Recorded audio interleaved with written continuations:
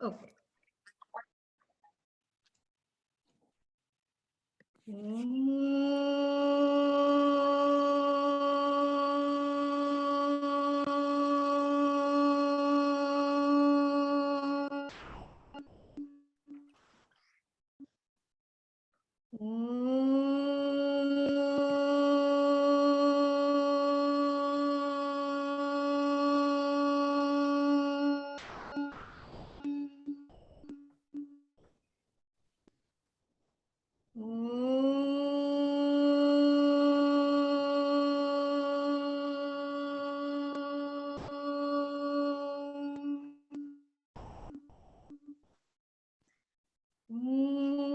सहना भवतु सहनौ भुनक्तु सह वीर्यं करवावहै तेजस्विनावधीतमस्तु मा विद्विषावहै.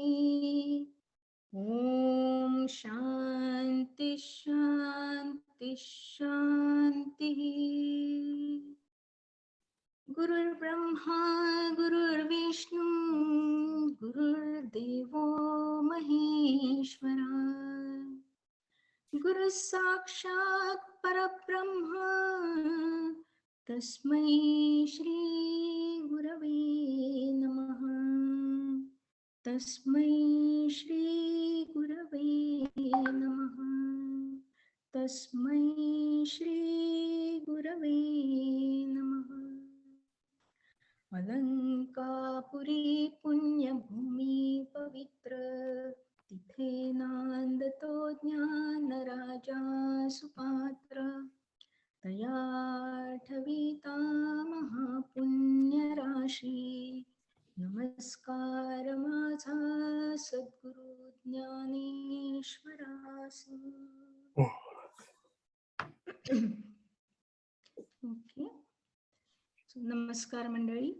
आज आपण पुन्हा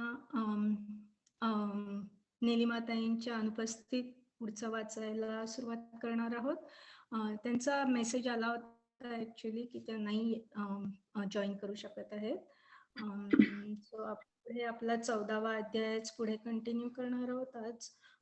पण त्याआधी गेल्या सेशनचा सारांश कल्पना सांगेल आता. आणि सगळ्यांना आज महाशिवरात्रीच्या शुभेच्छा. शुभेच्छा. ओके कल्पना. ओके. ओव्या 80 ते 203 आणि श्लोक 4 ते 10 याचं आपण मागच्या सेशन मध्ये वाचन केलं होतं. तर त्यावरून मला जसं समजलंय तसं मी लिहायचा प्रयत्न केलाय. ओव्या 80 ते 116 पर्यंत मनुष्यास आत्मज्ञानाचे अज्ञान झाल्याने म्हणजे त्याची आत्मस्वरूपावरून दृष्टी ढळल्यामुळे जे सर्व काही दिसते त्यासच सृष्टी किंवा जग असे म्हटले जाते. आणि ईश्वराच्या अधिष्ठानाशिवाय या सृष्टीची निर्मिती होऊ शकत नाही. सर्व काही करता करविता तोच आहे. आणि माऊलींच्या प्रतिभेने या सर्व सृष्टी उत्पत्तीला बालकाची उपमा देऊन पुरुष व प्रकृती म्हणजे माया कसे एकत्र येतात आणि यात माऊलींनी प्रकृतीला पुरुषाची पत्नी म्हटले आहे. मग बुद्ध अहंकार सर्वत्वे नंतर पंचमहाभूते उदयास आली आणि त्यानंतर विषय व इंद्रिय तयार झाले. या 8 विकारांच्या हालचालीने सत्व रज तम हे त्रिगुण तत्व घेऊन मायेच्या गर्भात जीव तयार झाला आणि मग त्यामुळे अंडज स्वेदज उद्विज आणि जारज या 4 योनी म्हणजे बालकाचे हात व पाय. नंतर मग महाप्रकृती स्वर्ग नरक 84 लक्ष योनी सर्व सृष्ट्या तयार झाल्या आणि हे या बालकाचे मस्तक कंठ पाठ पोट या रूपात माऊलीने आपल्याला समजावून सांगितले. त्यामुळे हे सर्व इमॅजिन करण्यास सोपे गेले. ही सृष्टी जेव्हा जन्मास येते तेव्हा संकल्प व अहंकार घेऊन येते व जीवास आत्मज्ञान झाले तर त्याचा शेवट मोक्षात होतो. तसेच या बालकाची म्हणजे सृष्टीची प्रातःकाळ माध्यान्ह व संध्याकाळ असा आणि शेवट ज्ञानानी होतो. हे सर्व वाचताना मला 8व्या अध्यायात ब्रह्मदेवाचा ब्रह्मदेवाच्या व्यक्त व अव्यक्त स्वरूपाची चर्चा आठवली. त्याचा एक दिवस सहस्रयुगाचा म्हणजे उत्पत्तीचा, सृष्टीच्या उत्पत्तीचा, व रात्र ही एक सहस्र युगाची म्हणजे ती लय, सृष्टीचा जेव्हा लय पावतो त्यावेळीची असते. अमृतने जो वेलचा फोटो पाठवला आहे त्याप्रमाणे त्या युगाचा प्रलय होऊन सृष्टी लयास पावते. त्यासाठीच पाठवला का अमृत, तू फोटो माहिती नाही मला, पण मी त्याचा असा अर्थ घेतला. नंतर श्लोक 4 मध्ये भगवंत म्हणाले, हे कौंतेया, सर्व योनीमध्ये जी शरीरे तयार होतात त्या सर्वांची माता माया आहे व बीज पेरणारा पिता मी आहे. ज्ञानेश्वरांनी याचे फारच सुंदर वर्णन सांगतात. मी बाप, महत ब्रह्म ही माझी आई, ही महत ब्रह्म ही आई व जगदंबर हे मूल आहे. भगवंत अर्जुनाला सांगतात, या मूर्तिरूपी ही मूर्तिरूपी शरीरे निरनिराळी दिसत असली तरी सर्व शरीरामध्ये मन, बुद्धी, अहंकार, पंचमहाभूताचे अंश ही जगातील 8 तत्वे एकच आहेत. म्हणून आपण सर्व भगवंताचीच लेकरे आहोत आणि सर्व चराचरात तोच व्यापला आहे. जसे अग्नी व ज्वाळा दोन्ही अग्नीच आहेत. सोन्याचे दागिने तयार झाले तर त्याचे सोने पण काही लयाला जात नाही. नंतर श्लोक 5व्यामध्ये सत्व, रज, तम या 3 गुणांची प्रकृती ही जन्मभूमी आहे असं सांगितले आहे. सत्व म्हणजे उत्तम, रजोगुण मध्यम, तमोगुण कनिष्ठ. आत्म्याने शरीरात प्रवेश केला की लगेच हे त्रिगुण त्याला घेरतात. त्यामुळे मी म्हणजे देह तो जीव म्हणू लागतो आणि मरेपर्यंत ममत्वाचा अभिमान धरतो व प्रपंच सुखात अडकतो. नंतर 6व्या श्लोकामध्ये सत्वगुणाचे वर्णन केले आहे. निर्मळ प्रकाश देणारा, मन शुद्ध करणारा, ज्ञान वाढवणारा, पण या ज्ञानाचा अभिमान वाटून तो आत्म्यास बंधन घालू शकतो. म्हणजे विद्वत्तेचा अहंकार त्याला आपणास श्रेष्ठ मानतो, अहंकार येऊन आपणास तो श्रेष्ठ मानतो. नंतर 7व्या श्लोकामध्ये रजगुण सांगितलाय. कर्म करण्यास प्रवृत्त करतो, आसक्तीचे बंधन घालतो. रजोगुण हे आसक्ती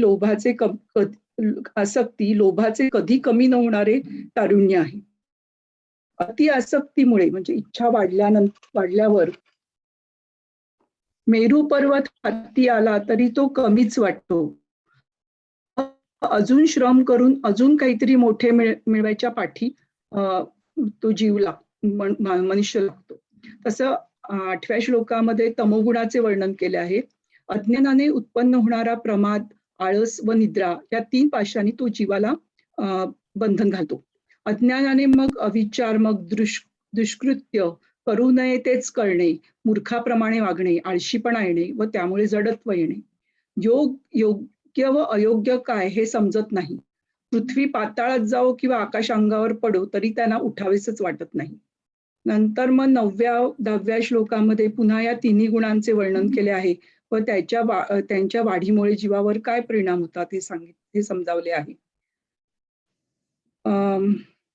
सत्वगुण वाढला तर आपण किती सुखी आहोत असे वाटतं. तमगुण वाढला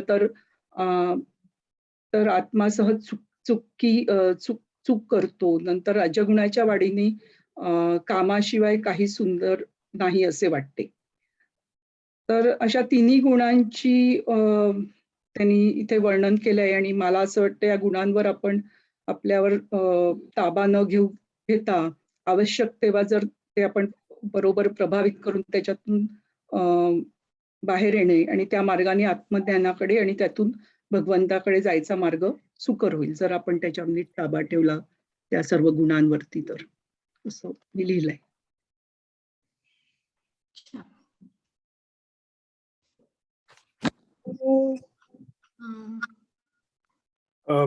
Can you hear me? माझं ऐकू येतंय? Okay, so I think I'll start. एक 11 ते 15 हा बेसिकली कम्प्लीट ब्लॉकच आहे. त्यामुळे ते ओबी ते ओबी ट्रान्झिशन करणं शक्य नाहीये. So I am going to go straight all 4-5 OBs in one block. Exactly, ओवी नाही, मला तुला श्लोक म्हणायचंय. राईट, हा ते श्लोक, सॉरी, हा श्लोक, हा ते संस्कृत श्लोक सगळे 11 ते 15 सगळे एकत्र वाच आणि मग त्याचा अर्थ वाच आणि त्यानंतर आपण सुरू करू ऍक्च्युअल अर्थ आणि ओव्या वाच. Okay okay. I think this मला ही तुझी पाठवलेली ती इझी गीता जास्त सोपी वाटते मला ती. हो, ते वंदनाने पाठवलेली. हा, that is extremely helpful. I mean, otherwise it kind of difficult. Okay, let's start anyway. Yeah. सर्व द्वारेषु देहेस्मिन् प्रकाशे उपजायते ज्ञानं यदा तदा विद्याय विवृद्धं सत्वमित्युतः लोभ प्रवृत्ति रारंभः कर्मणा मशमः स्पृहा रजस्तेतानि जायन्ते विवृद्धते भरतर्षभः अप्रकाशो प्रवृत्तिश्च प्रमादो मोह एव च तमस्तेनाति जायन्ते विवृद्धते कुरुनन्दनः यदा सत्वे प्रवृद्धे तु प्रलयम् याति देहभृत् तदोत्तम विदा लोकान् अमलान् प्रतिपद्यते रजसी प्रलयं गत्वा कर्मे संगेषु जायते यदा प्रलीनस् तमसि मूढ योनिषु जायते. या देहामध्ये सर्व इंद्रियांच्या ठिकाणी प्रकाश म्हणजे ज्ञान जेव्हा उत्पन्न होते तेव्हा सत्व गुणाची वृद्धी झाली आहे असे जाणावे. हे भरतश्रेष्ठा, रजोगुण अधिक झाला असता लोभ प्रवृत्ती जे पुढे येईल ते कर्म करण्याकडे कल, अचाट कर्माचा आरंभ, दुर्लभ अभिलाष, विषयाची लालसा ही उत्पन्न होतात. हे कुरुनंदना, तमोगुण अधिक झाला असता अविवेक, अप्रवृत्ती, प्रमाद व मोह ही निर्माण होतात. सत्वगुणाची वाढ असताना जर मनुष्य मृत्यू पावला तर तो ज्ञानी व शुद्ध अशा लोकांच्या मध्ये जन्म पावतो. रजोगुणाची वाढ असताना मरण पावल्यास कर्मासक्तीने युक्त अशा मनुष्य लोकी जन्म पावतो. त्याचप्रमाणे तमोगुणाची वाढ असताना मरण पावल्यास पुरुष लोह, लोष्ट, पाषाण इत्यादी ज्ञानहीन योनीमध्ये जन्म पावतो. अरे बाबा अर्जुना, रजोगुण इथेच आहे ना? हो, that's right. अरे बाबा अर्जुना, रजोगुण व तमोगुण यांच्यावर जय मिळवून जेव्हा सत्वगुण या देहात वाढतो तेव्हा जी लक्षणे होतात ती अशी असतात की वसंत ऋतूत ज्याप्रमाणे सुवास कमलाच्या पाकळ्यांमध्ये न मावता बाहेर पडतो तशी बुद्धी आतमध्ये न पावता बाहेर पडते. सर्व इंद्रियांच्या ठिकाणी विवेक पहारा करत राहतो व हातापायांच्या ठिकाणी खरोखरच डोळे होतात. म्हणजे हातपाय हे कर्मेंद्रिय असूनही त्यांना चांगले व वाईट निवडण्याची शक्ती येते. राजहंसापुढे दूध आणि पाणी यांचे मिश्रण ठेवले असता त्या राजहंसाच्या चोचीचे टोक जसे त्या मिश्रणातील दूध व पाणी यांची वेगळी करते त्याप्रमाणे पाप पुण्य निवडण्यात इंद्रियच परीक्षा करणारी होतात. व अशा वेळी अर्जुना, इंद्रिय निग्रह हाच आपणहून सेवा चाकरी करत असतो. जे ऐकू नये ते कानच व्यर्थ करतात, जे पाहू नये, जे दृष्टीस टाकू नये, त्याचा उच्चार होऊ नये ते जीभच टाळते. दिव्यापुढे जसा काळोख पळावयास लागतो त्याप्रमाणे इंद्रियासमोर निषिद्ध विषयच येत नाहीत. पावसाळ्यात दिवसात जसा महानदीला अपरंपार पूर येतो त्यामुळे सर्व शास्त्रात बुद्धी पसरते. अर्जुना, पौर्णिमेच्या दिवशी ज्याप्रमाणे चंद्राचा प्रकाश आकाशात सर्वत्र पसरतो त्याप्रमाणे ज्ञानात वृत्ती सर्वत्र पसरते. वासना एकत्र होतात. एक ब्रह्मप्राप्तीविषयीचीच काय ती वासना असते. संसाराकडे मनाची असलेली धाव कमी होते, मन विषयांना विटते. त्याप्रमाणे सत्वगुण वाढतो तेव्हा ही लक्षणे खरोखर दिसतात व अशा स्थितीत जर मृत्यू घडला तर जशी घरामध्ये विपुल संपत्ती आहे व त्याचप्रमाणे त्या संपत्तीवाल्याची वृत्ती उदार असून त्याच्या अंगी धैर्य आहे तर मग इहलोकात कीर्ती आणि पाताळ लोकात सुख त्यास अथवा सुकाळ धान्य जल परलोकात सुख का मिळू नये. पाताळ आणि परलोक बरोबर आहे. अथवा सुकाळ धान्य व जल यांची विपुलता प्राप्त होऊन मेजवानीचा प्रसंग यावा आणि याच वेळी आपले आवडते मनुष्य जे मृत होऊन गेलेले असल्यामुळे ज्याच्या भेटीचा बिलकुल संभव नव्हता असे आवडते मनुष्य स्वर्गातून पाहुणे म्हणून यावे. अर्जुना, मग या चांगल्या गोष्टीला दुसरी जोड आहे काय? त्याचप्रमाणे सत्वगुणाच्या वृद्धीत मरण आले असता तो सत्वगुणाने स्वभावतः युक्त अशा जन्माशिवाय दुसरीकडे कुठे जाईल? कारण की आपल्या गुणांनी श्रेष्ठ असा जो चांगला सत्वगुण तो बरोबर घेऊन जो पुरुष भोगांना योग्य आहे असे शरीर टाकून निघतो, असा जो अकस्मात जातो तो पुन्हा सत्वाचाच नवा होतो. त्याला पुन्हा सत्वगुणयुक्त असा जन्म मिळतो. फार काय सांगावे, त्याला ज्ञानी पुरुषांमध्ये जन्म मिळतो. राजा हा राजेपणाने डोंगरावर गेला असता त्याच्यातील राजेपणा काही कमी होईल काय? अर्जुना, सांग बरे. अथवा अर्जुना, गावातील दिवा शेजारच्या गावात नेला असता तरी तो दिवाच आहे. त्या दिव्याच्या तेजाप्रमाणे त्याच्या सत्वगुणाचे निर्मलत्व प्रकाश ज्ञानासह विशेषच वाढते व त्याची बुद्धी विवेकावर पोहू लागते. महतत्व आदी अनुक्रमांचा विचार करून अखेरीस विचार करणारा व त्या विचारांसकट ज्या ब्रह्मस्वरूपात लीन होतो. वेदांतात गीतेत 13व्या अध्यायात श्लोक 5-6 श्लोकात सांगितल्याप्रमाणे 36 तत्वे मानली आहेत आणि त्यांच्या मते ब्रह्म सदस्यजवळ सत्य आहे. सांख्यात 24 तत्वे मानली आहेत म्हणून त्यांच्या मते जे ब्रह्मद 25वे आहे व सत्वगुणादी 3 गुणास नाहीसे करून जे स्वभावता चौथे उरले आहे. असे जे ब्रह्म सर्व असून सर्वात उत्तम आहे ते ब्रह्म ज्या कुलात सुलभ झाले आहे त्यांच्या बरोबर त्या कुलात त्याला निरुपम देह मिळतो. हे पहा, याचप्रमाणे आता आपल्याला ओव्या वाचायचे, तर 225 पर्यंत आपण ओव्या वाचूया. ओके, ह्याच्या पुढचं दुसरा कोणाला आहे का? हा, बरोबर. ऍक्च्युली इथे बघितलं तर फक्त सत्वगुणाचा, रजगुणाचा आणि तमोगुणाचे सगळं त्यांनी वर्णन केलेलं आहे. आणि जर तुम्हाला मृत्यू आला सत्वगुणाची वृद्धी झालेली असताना तर मग तुमचा जन्म कसा होतो ते वर्णन केलेलं आहे. बरोबर. ओके, मला जिथे थांबायचे तिथे सांग बरं का मला. 25 झाले की थांब. 25. Okay, I will mark it later. Okay. पै रजतम विजये सत्व गा देही ये वाढता चिन्हे तिये ऐसी होती. जे प्रज्ञा अतुलीकडे न समाती बाहेरी ओसांडे वसंती पद्मखंडे धृती जैसी. सर्व इंद्रियांच्या अंगणी विवेक करी राबडी साचची करचरणी होती डोळे.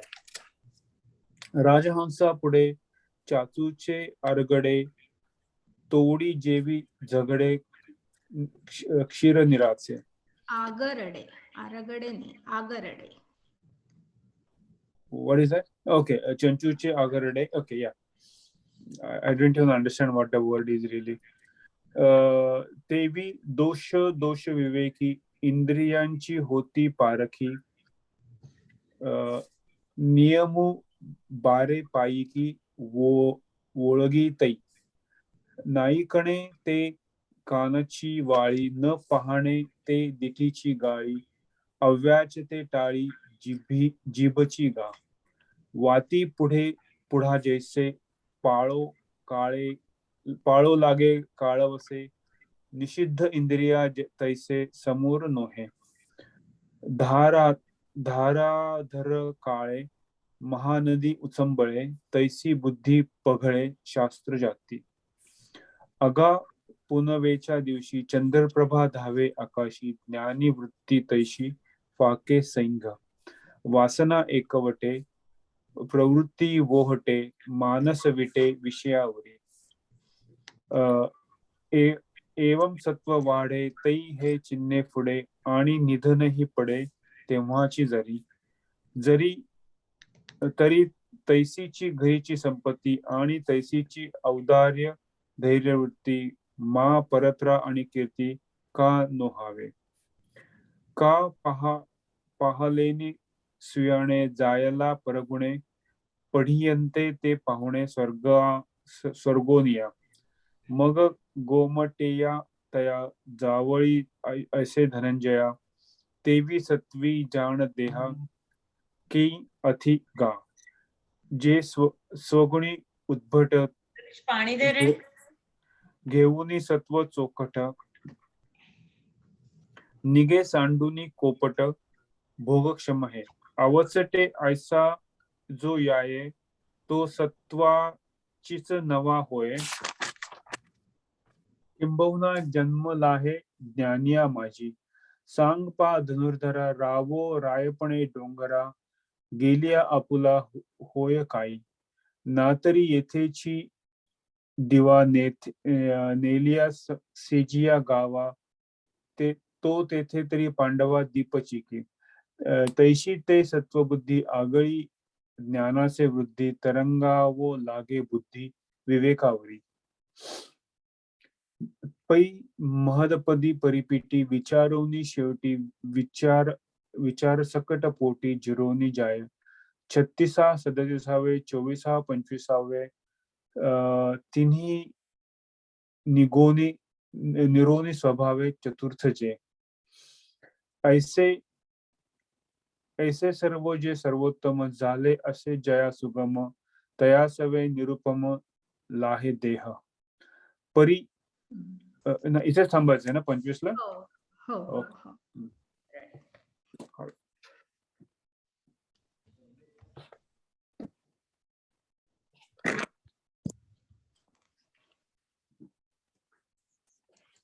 शैलेश आहे ना.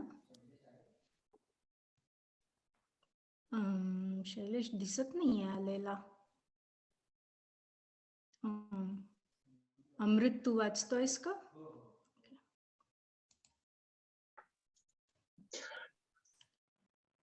हे पहा, याचप्रमाणे ज्यावेळी तमोगुण व सत्वगुण खाली तोंड करून बसतात म्हणजे कमी होतात व रजोगुण ज्या वेळेला वृद्धी पावतो तेव्हा रजोगुण शरीर रूप गावात आपल्या कार्याचा धुमाकूळ घालतो. त्यावेळी त्या शरीरात लक्षणांचा असा उदय होतो. पसरलेली वाहुटळ निरनिराळ्या पदार्थांचे बरे वाईट न पाहता एकीकरण करते. त्याप्रमाणे इंद्रियांना विषयांमध्ये मोकळीक असते. परस्त्री वगैरेंची प्रसंग आला असता या गोष्टी शास्त्र निषिद्ध आहेत असे त्यास वाटत नाही व मग तो शेळीप्रमाणे इंद्रियांना बरे वाईट विषय सरसकट चारतो. तेथपर्यंत त्या रजोगुणी पुरुषाचा लोभ स्वेच्छाचारीपणाचा धुमाकूळ घालतो व दुसऱ्याच्या वस्तू लुबाडताना जेवढ्या वस्तू प्राप्त करून घेणे अशक्य असते तेवढ्याच वस्तू शिल्लक राहतात. आणि अर्जुना, कोणताही धंदा समोर आला असता करण्याचा प्रसंग आला असता तो धंदा करण्याविषयीचा मनाचा कल तो मागे घेत नाही. त्याचप्रमाणे एखादे मंदिर बांधावे अथवा अश्वमेध यज्ञ करावा असा अघटित नाद घेऊन उठतो. शहरेच वसवावीत, जलाशय वगैरे पाण्याचे साठे बांधावेत व नाना प्रकारचे मोठे बगीचे लावावेत अशा अचाट कर्मांना आरंभ करतो आणि इहलोकींचे व परलोकींचे भोग मिळण्याच्या कामात पुरे म्हणत नाही. समुद्र दुर्भर खरा, पण तो या रजोगुणी पुरुषाच्या अभिलाषांपुढे हार खाईल. अग्नीला कितीही जाळण घातले तरी त्याची तृप्ती होत नाही. असा तो दुर्भर आहे खरा, परंतु त्या पुरुषाच्या अभिलाषांच्या दुर्भरत्वापुढे अग्नीची 3 कवड्या किंमत नाही. असे त्याच्या अभिलाषांच्या ठिकाणी दुर्भरत्व असते. त्याची विषय तृष्णा ही मनाच्या पुढे पुढे आशेची धाव घेते व तो सर्व विश्व इच्छेच्या पायाखाली घालतो. याप्रमाणे रजोगुणाचा उत्कर्ष झाला म्हणजे ही लक्षणे टवटवीत व्यक्त होतात व अशा लक्षणांच्या समुदायात जर देह पडला तर या सर्व लक्षणांनी युक्त असा तो रजोगुणी पुरुष दुसऱ्या देहात प्रवेश करतो, परंतु ती मनुष्याचीच योनी असते. हे पहा, एखादा भिकारी चैनीने राजवाड्यात बसेना का, तर तेवढ्यावरून तो राजा होईल काय? बैलाला जरी श्रीमंताच्या लग्नाबरोबरच्या मंडळींनी गाडीला जोडून नेला तरी त्याच्या कपाळाचा कडबा खरोखर चुकत नाही. म्हणून व्यापारामुळे ज्यांना रात्रंदिवस विसावा मिळत नाही, अशा प्रकारच्या लोकांच्या पंक्तीस तो जुंपला जातो, तशांच्या कुळात तो जन्मतो. फार काय सांगावं, जो रजोगुणांनी बनलेल्या वृत्तीच्या उत्कर्षरूपी डोहात बुडून मरण पावतो, तो कर्मठांच्या कुलात जन्मतो. त्याचप्रमाणे जेव्हा पुढे रजोगुण व सत्वगुण नाहीसे होऊन तमोगुण उन्नतीला येतो, त्यावेळेची जी लक्षणे देहाच्या आतबाहेर असतात ती आता आम्ही सांगतो. ती चांगल्या श्रोत्र बळाने म्हणजे लक्षपूर्वक ऐक. तर जसे अमावास्येच्या रात्रीचे आकाश सूर्य व चंद्र यांनी रहित असते, तसे त्याचे मन होते. त्याप्रमाणे अंतःकरण पूर्णपणे विचारशून्य व रिकामे असते व तेव्हा त्या अंतःकरणात सारासार विवेकाची गोष्ट नाहीशी होते. बुद्धी जडपणात धोंड्यालाही दाद देत नाही, मागे सरते. येतपर्यंत तिने मऊपणा टाकलेला असतो आणि त्याची स्मरणशक्ती देशोधडी झालेली दिसते. शरीराच्या आतबाहेर अविवेकाचा अतिरेक ढळढळीत दिसतो. आता मला वाटतं 45 पर्यंत होतं ना, 245 पर्यंत 226 ते 245 बरोबर. हो, ती गोष्ट नाहीशी होते इथपर्यंत, राईट? हो, पण तेच ती म्हणत होती ना 46 ते 270. पण मध्ये काय आहे माहितीये का वंदना, ते मध्ये जेव्हा 16 आणि 17 आहेत ते पण एकत्र नंतर येतात. ओके. अच्छा, आता माझी प्रत वेगळी आहे बहुतेक, थोडस वेगळं दिसतंय. मी 59 पर्यंत जाऊ का माधवी? 16 आणि 17. ओके माधवी, ओके, मी 259 राईट. नाही केलास तरी हरकत नाही, पण मग 16 आणि 17 थोडेसेच आहेत, अगदीच थोड्या उभ्या आहेत. ओके, मग 250 पर्यंत असू दे तुझं होतं. आय मीन 245 पर्यंतच असू दे. 245 पर्यंत येतो मी, राईट? ओके.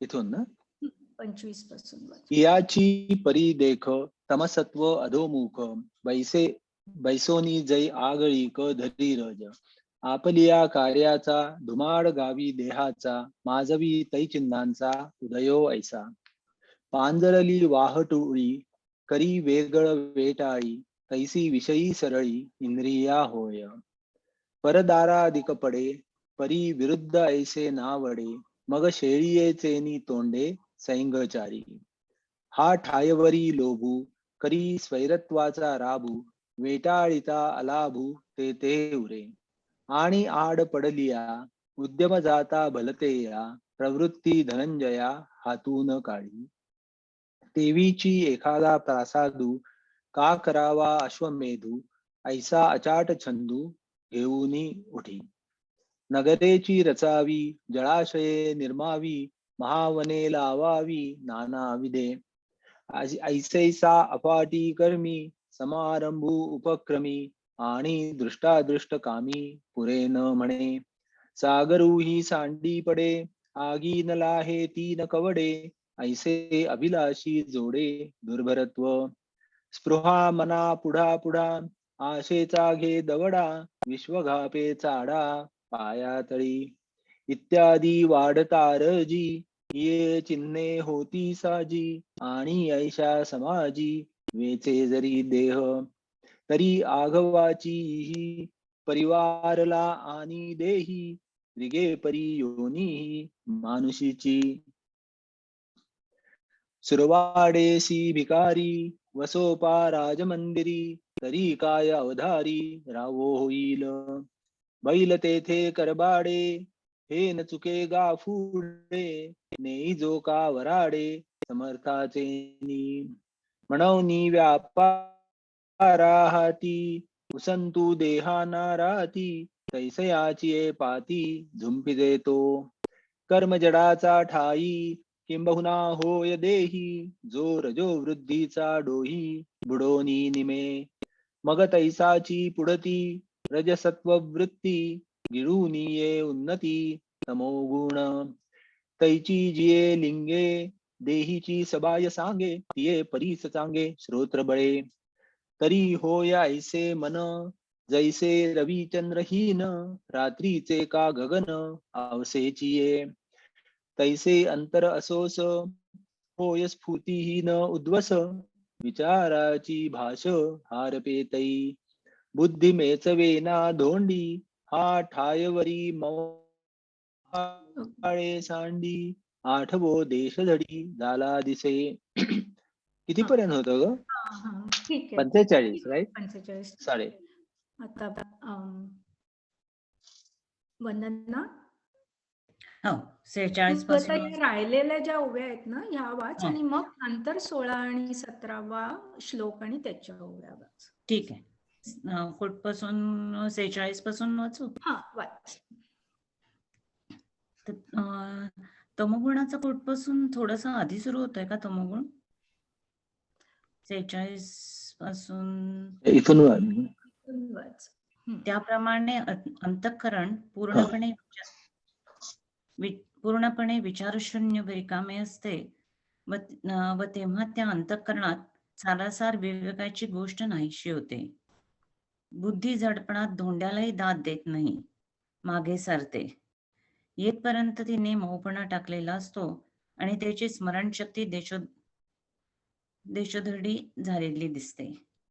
शरीराच्या आत बाहेर अविवेकाचा अतिरेक ढळढळीत दिसतो व त्या तमोगुणाच्या ठिकाणी एकट्या मूर्खपणाची देवघेव होते. तमोगुणी पुरुषाच्या इंद्रियरूपी दारासमोर आचार भ्रष्टतारूपी हाडे रोवलेली असतात. त्यावरून हा निश्चितच तमोगुण आहे असे समजले जाते.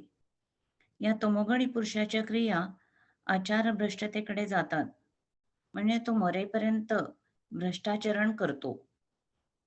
पहा, आणखी त्याच्या ठिकाणी एक लक्षण दिसते, ते हे की घुबडास अंधारातच दिसते, त्याप्रमाणे त्या तमोगुणी पुरुषास वाईट कर्मे करण्यात चित्ताला स्फुरण चढते. त्याप्रमाणे निषिद्ध कर्म म्हटले की वाटेल त्या निषिद्ध कर्म करण्याच्या उत्कट इच्छेत सापडतो व ती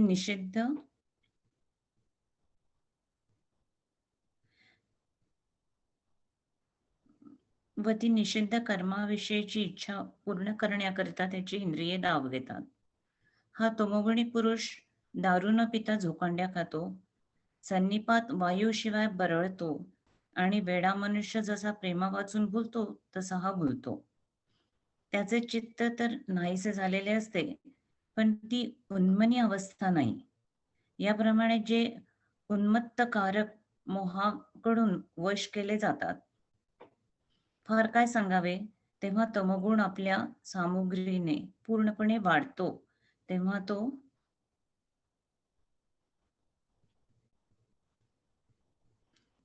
तो अशी ही चिन्हे पोचतो. आणि याच तमोगुणाच्या उन्नतीचा प्रसंग असताना जर मरणाचे ठिकाण प्राप्त झाले तर तो तमोगुणी पुरुष तितक्या तमोगुणाचा पुढला जन्म घेतो. मोहरीचे झाड आपला मोहरीपणा बियात साठवून मग जर आपले अंग टाकेल, ते मोहरीचे झाड मरेल व त्या बीजापासून जे अंकुर फुटेल त्याला मोहरीपणाविषयी दुसरी गोष्ट आहे काय? अग्नी या दिव्याची ज्योत होऊन अग्नीपासून दिवा लावल्यावर मग तो पहिला अग्नी जरी विझला तरी विझेना का? कारण की ज्या ठिकाणी त्या दिव्याची ज्योत लागते त्या ठिकाणी तो पूर्वीचाच सगळा अग्नी आहे. म्हणून तमाच्या मोठे संकल्पाला बांधून, म्हणजे तमा संकल्प करीत असताना ज्याचा देह पडतो त्याला पुन्हा तमाचाच देह मिळतो.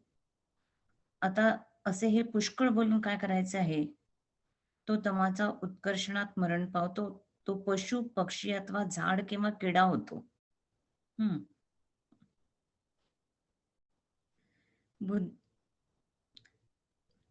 तैसे अंतरसोस होय स्फूर्तिहीनी उद्ध्वस विचाराची भाष हार पेतै.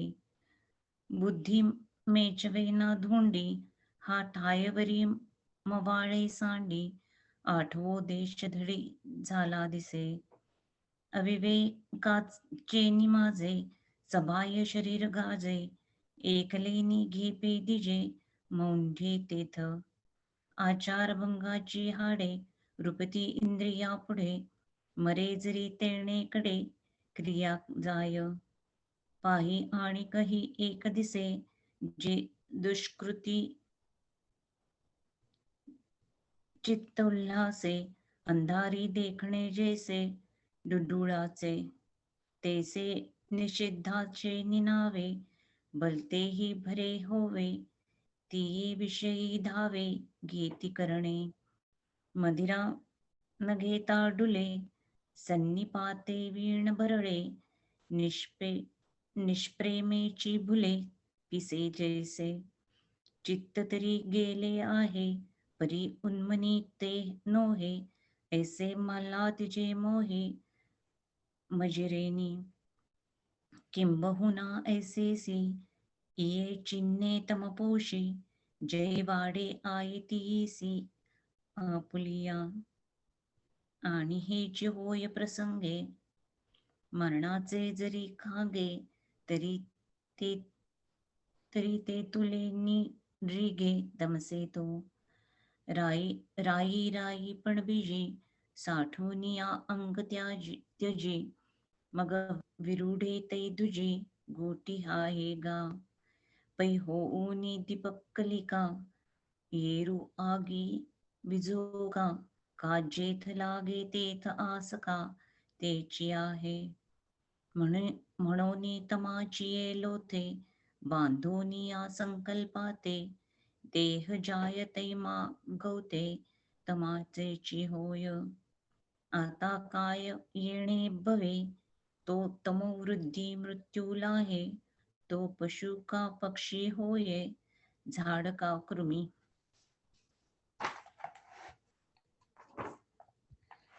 कर्मण्य सुकृतसाय सात्विकं निर्मलं फलं. रजसस्तु फलं दुःखं अज्ञानं तमसा फलम्.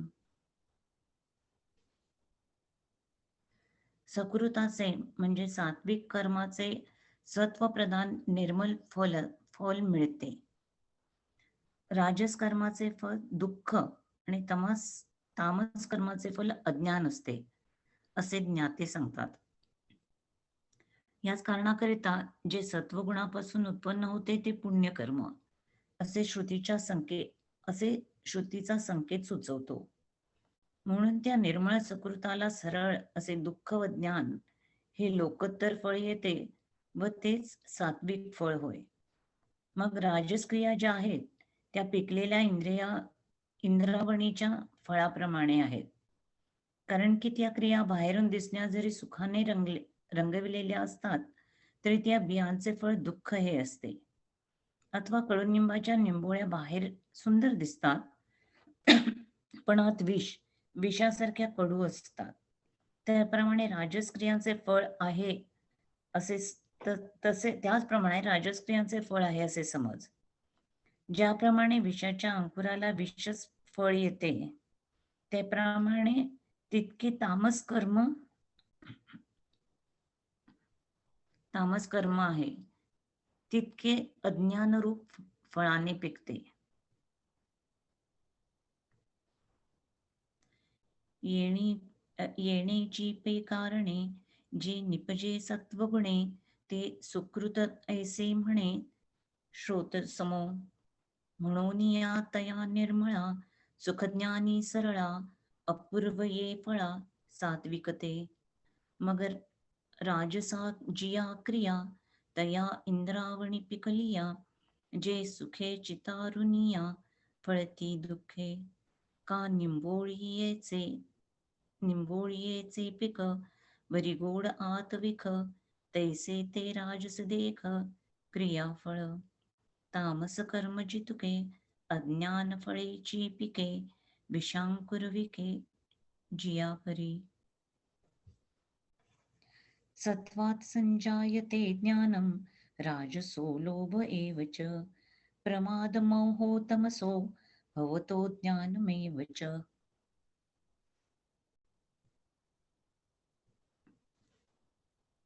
सत्वगुणापासून ज्ञान उत्पन्न होते व रजोगुणापासून केवळ लोभ उत्पन्न होतो. तमोगुणापासून प्रमाद व मोह एवढेच नव्हे तर अज्ञान सुद्धा उत्पन्न होते. म्हणून बा अर्जुना, जसा सूर्य हा दिनमानाला हेतू आहे, तसा येथे सत्वगुणच ज्ञानाला हेतू आहे. ज्याप्रमाणे अद्वैत परमात्म्याला आपले स्वरूप विस्मरण हे जसे जीवदशेला येण्यास कारण आहे, त्याप्रमाणे लोभाला रज कारण आहे. हे शहाण्या अर्जुना, मोह, अज्ञान व प्रमाद या मलिन दोषा समुदायाला वारंवार तमोगुणच कारण आहे.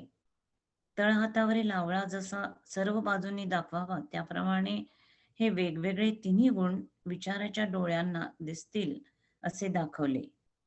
तेव्हा रजोगुण व तमोगुण हे दोन्ही पतन घडवून आणण्यास समर्थ आहेत आणि सत्वगुणा वाचून ज्ञानाकडे कुणी नेत नाही असे दिसून आले.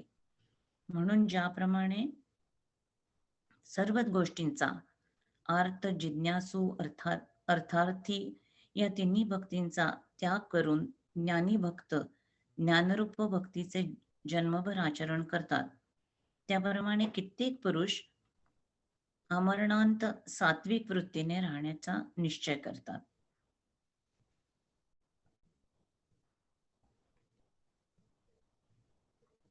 म्हणून बारे अर्जुना, येत सत्वची हेतू ज्ञाना जैसा का दिनमाना सूर्य हा पे, आणि तैसेची हे जाण लोभासी रजकारण आपले विस्मरण अद्वैता जेवी, मोह ज्ञान प्रमादा यया मैळेया दोषवृंदा पुढती पुढती प्रबुद्धा तमची मूळ, ऐसे विचाराचा डोळा तिन्ही गुण हे वेगवेगळा दाविले जैसा आवळा तळहातीचा, तव रजतमे दोन्ही देखिली प्रौढ पतनी सत्वान वाचुनी नाणी ज्ञानाकडे, म्हणून सात्विका वृत्ती एक झाले गा जन्मवृत्ती सर्व त्यागे चतुर्थी भक्ती जैसी.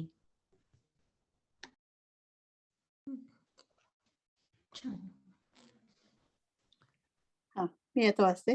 विद्याताई. ऊर्ध्व गच्छन्ति सत्त्वस्था मध्ये तिष्ठन्ति राजसः जघन्य गुणवृत्तिस्था अधो गच्छन्ति तामसः.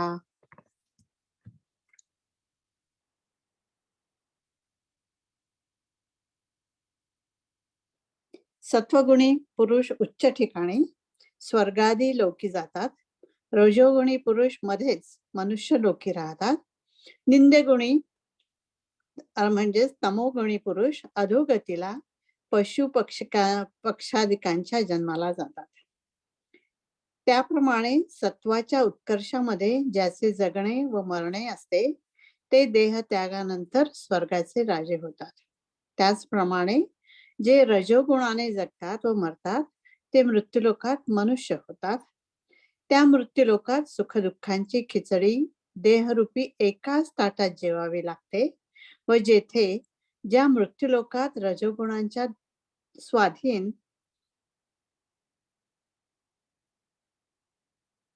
झाले तर मरणरूपी वाटेत सापडले असता बाहेर पडता येत नाही व त्याच स्थितीने शरीरात तमोगुणाचे उत्कर्षात जे मरतात ते नरक भूमीला जाण्याचा दाखला घेतात.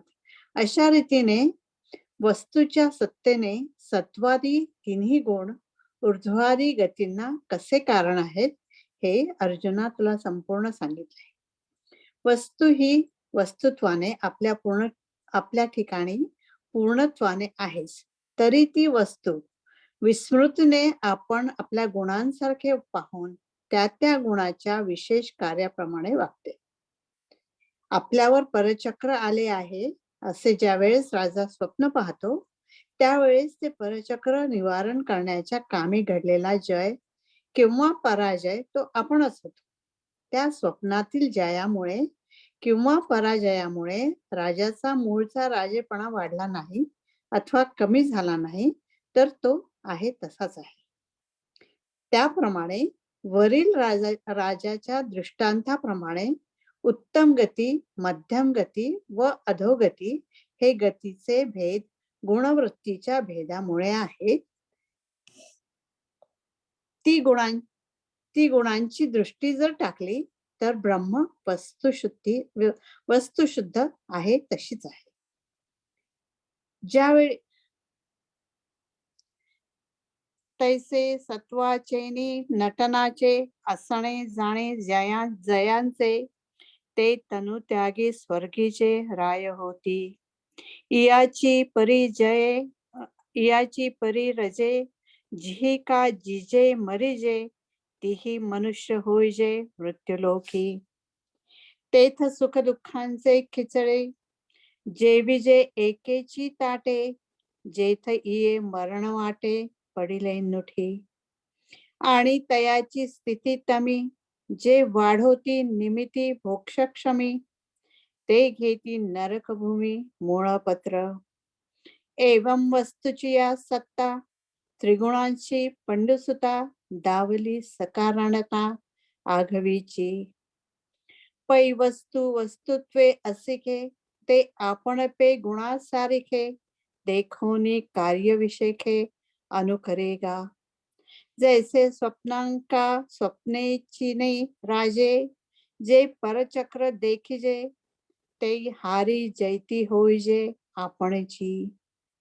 तैसे मध्योर्ध्वन अध हे जे गुणवृत्ती भेद ते दृष्टीवाचुनी शुद्ध वस्तूचे असे. एक मिनिट वंदनाचं वाचते मी. नान्यम गुणेभ्यम कर्तारम यदा दृष्टांत पश्यति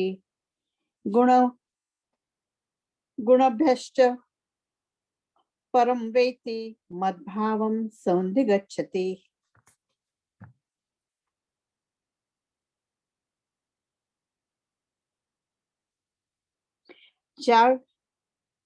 ज्यावेळी कुठे ज्यावेळी पुरुष गुणांचा दृष्टा होऊन गुणा वाचून इतर दुसरा करता नाही असे जाणतो व गुणांहून वेगळा जो आत्मा त्याला जाणतो तेव्हा तो पुरुष गुणातीत जे मत्स्य स्वरूप त्याप्रत पावतो. परंतु हा बोलण्याचा ओघ राहू दे. एक मिनिट. मत स्वरूप, मत्स्य स्वरूप नाही, मत स्वरूप म्हणजे माझे स्वरूप असं. हा, मत स्वरूप. गुणातीत जे मत स्वरूप त्या परत पावतो. परंतु हा बोलण्याचा ओघ राहू दे. तर हे आमचे सांगणे विषयांतर झाले असे तुला वाटू देऊ नकोस. आता मागील विषय पुढे सांगतो, ऐक. तर हे तिन्ही गुणच आपापल्या सामर्थ्याने याप्रमाणे स्वभावताच देहाच्या निमित्ताने होतात, म्हणजे देहच बनतात. लाकडाच्या आकाराने अग्नी जसा आकाराला येतो अथवा जमिनीतील रस हाच मोठमोठाल्या झाडांच्या रूपाने दिसतो अथवा दह्याच्या रूपाने जसे दूधच परिणाम पावते अथवा उसाच्या रूपाने जशी गोडीच प्रकट होते, त्याप्रमाणे हे तीन गुण अंतःकरणासह देहच सूक्ष्म व स्थूल देह होतात. म्हणून खरोखर जीवाच्या बंधाला कारण घडते. परंतु अर्जुना, आश्चर्य हे आहे की एवढे बंधन जीवास असताही जीवाच्या मुक्त स्थितीला कमीपणा येत नाही. तिन्ही गुण आपापल्या धर्माप्रमाणे देहाच्या मागे व पुढे हालचाल करीत असताही आत्म्याच्या गुणातीतपणाला धक्का लागत नाही. अशी आत्म्याची स्वभावतः मुक्त स्थिती आहे, ती तुला ऐकवतो. कारण ज्ञानरूपी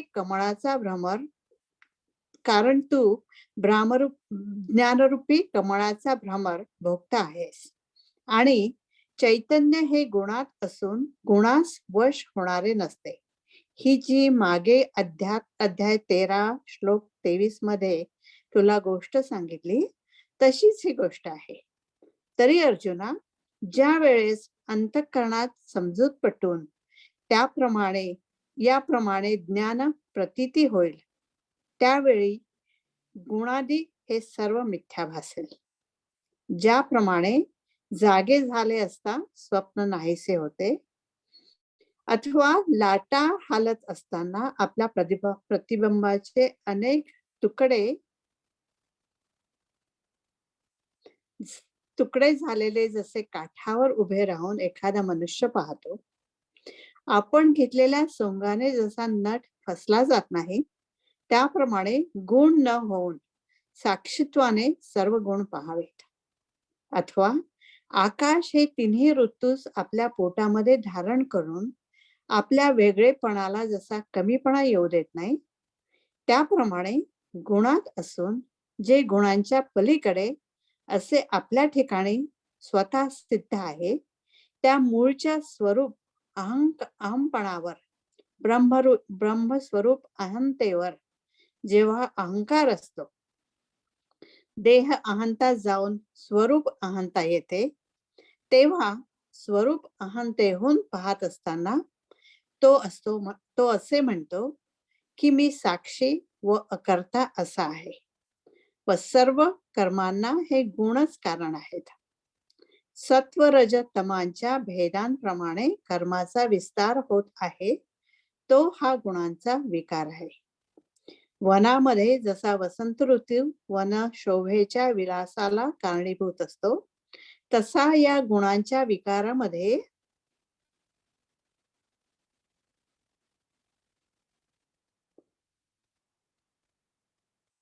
गुण साक्षी असा कारणीभूत आहे.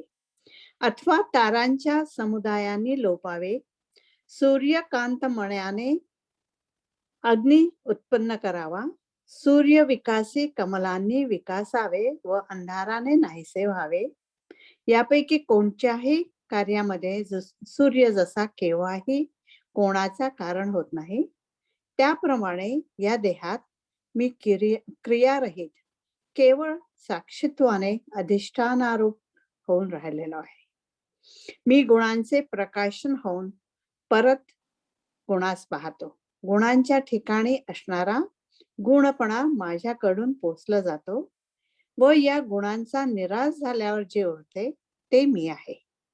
अर्जुना, या विचाराचा ज्याच्या ठिकाणी उदय होतो त्यास गुणातीतपणा उच्च स्थानाच्या मार्गाने प्राप्त होतो.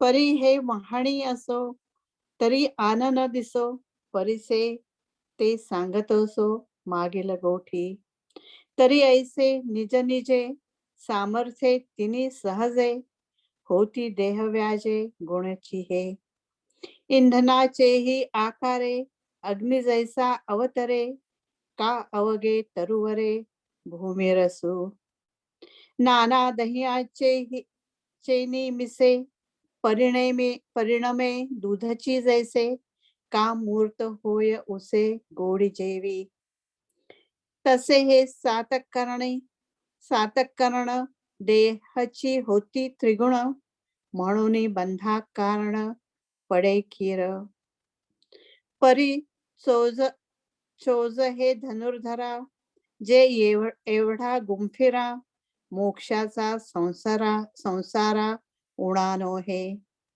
गुण आपलालेनी धर्मे, देहीचे मागुत साऊमे, साळीताही न खोमे गुणातीतता,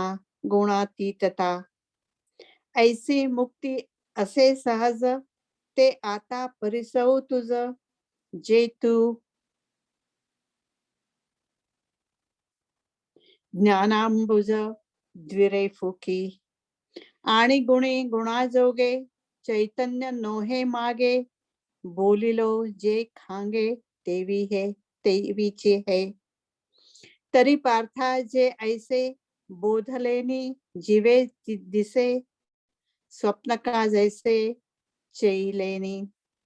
नातरी आपण जडी बिंबलो तिरोनी न्याहाळी, चळण होता कल्लोळी अनेकधा. का नटलेनी लाघवे, नटू जैसा न झकवे, तैसे गुणजात देखावे न होनिया. पै ऋतुत्रय आकाशे, धरुनियाही जैसे, नेदिजेची येवो वोसे वेगळेपणा. तैसे गुणी गुणा परवथे, जे आपण पे असे आईते, तिये अहा पैसे अहते मूळकेचिये. तै तेथुनी मग पाहता, म्हणे साक्षी मी अकर्ता, हे गुणची क्रिया जाता नियोजना. सत्वरजत मांचा भेदी पसरू कर्माचा, होत असे तो गुणांचा विकारो हा. यया माझी मी ऐसा, वनिका वसंतू जैसा, वन लक्ष्मी विलासा हेतुभूत. का तारांगणी लोपावे, सूर्यकांती उद्दीपावे, कमळी विकासावे जावे तमे. ये कोणाची काळजी कही, सविता जैसा नाही, तैसा अकर्ता मी देही सत्तारूप. मी दाऊनी गुण देखे, गुणता हे मिया पोखे, ययाचेही निश्चयखे उरे ते मी. ऐसेनी विवेके जया, उदो होय धनंजया, जे गुणातीत्व तया अर्थपंथे. एवढंच ना. हो, चला. तर घेऊया. आता विश्वात्मके देवे, येणे भाग्यज्ञे तोषावे, दोषो नियामच द्यावे पसाय दानहे. जे खळांची व्यंकटी सांडो, तया सत्कर्मी रती वाढो, भूता परस्परे पडो मैत्र जीवांचे, दुरितांचे तिमिर जावो, विश्वस्वधर्म सूर्ये पाहो, जो जे वांछील तो ते लाहो प्राणीच्यात. वर्षत सकाळ मंगळी, ईश्वर निष्ठांची मांदियाळी, अनवरत भूमंडळी भेट तू भूता. चला कल्पतरूंचे आरव, चेतना चिंतामणीचे गाव, बोलते जे अर्णव पियुषांचे. चंद्रमे जे अलांछन, मार्तंड जे तापहीन, ते सर्वाही सदा सज्जन सोय रे होतू. किंबहुना सर्वसुखी पूर्ण होऊनी तिही लोकी, भजिजो आदि पुरुखी अखंडित. आणि ग्रंथोपजीविये विशेषी लोकीये, दृष्टादृष्ट विजये हो येथ म्हणे श्री विश्वेश्वराओ. हा होईल दान पसाओ, येणे वरे ज्ञान देवो, सुखिया झाला सुखिया झाला सुखिया झाला. ओम पूर्णमदः पूर्णमिदं पूर्णात् पूर्णमुदच्यते, पूर्णस्य पूर्णमादाय पूर्णमेवावशिष्यते. ओम शांति शांति शांति.